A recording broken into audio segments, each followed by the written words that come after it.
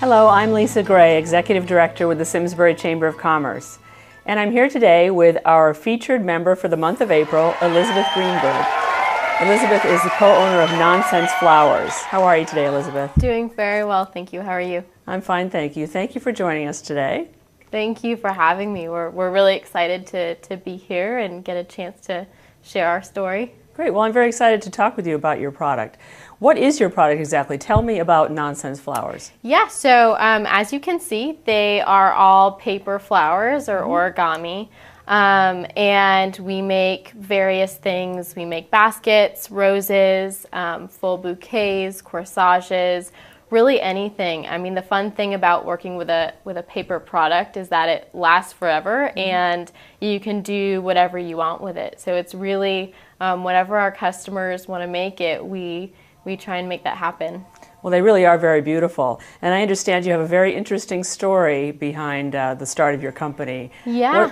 Tell us that story. How did that happen? Yes, I was finishing up my freshman year of college at Elon University, and a friend of mine was supposed to meet me in New York and sent me a text message saying that he couldn't make it because the doctors had found something in his thyroid and he had to go in for immediate cancer surgery down in New Jersey. So I called the hospital. I only knew him from college, so I didn't know his family. And I had to call the hospital to see where I should send flowers because that's what you usually do when you have someone going through that kind of trauma. Right. And they picked up the phone and the nurse said, you actually can't send live flowers to ICU, transplant, or where he was, which was the oncology unit.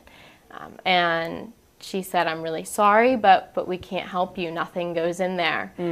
Just because of the risk with allergens and also bacteria from the water, which is something I hadn't thought of before. Right. So I went home, I went on YouTube, and for some reason, origami flowers was what I came up with.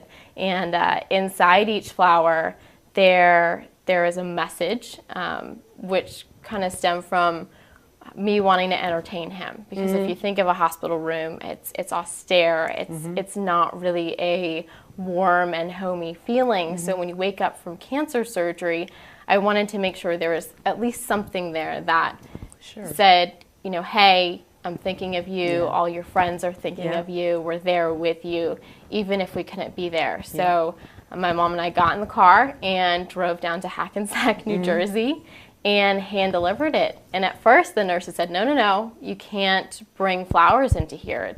It's too dangerous.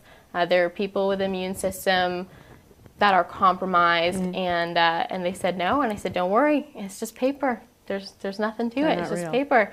And they were excited about it, and other people were excited about it. And my mom looked at me and she goes, you know, I said I would pay for you to go to college, but that doesn't mean that I have to wait for the return on my investment. So that's kind of how it started. And I was studying entrepreneurship, so it just fit right in. And then Nonsense happened. So an idea was born right there. Yes, it was.